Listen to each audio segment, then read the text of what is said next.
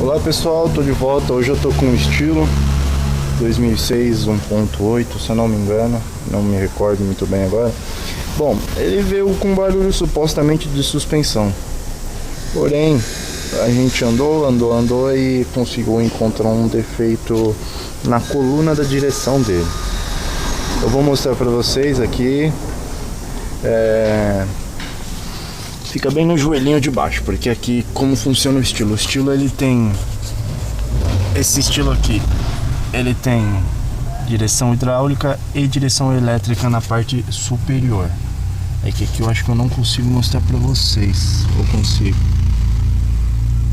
Ela tem direção elétrica aí, ó. O restante da coluna, direção elétrica. Bom, o barulho está supostamente nesse joelhinho. Vou tentar dar um zoom. Vocês vão conseguir ouvir o barulho quando se mexe no volante. Ó.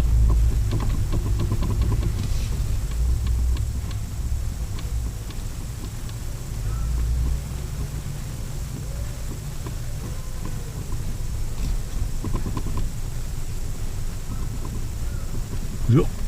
Peça de cima. A parte de cima do joelhinho mexe, mas a de baixo não. A parte de baixo ela pode até mexer, mas ela mexe muito devagar. Agora ó, a parte de cima. Tá vendo?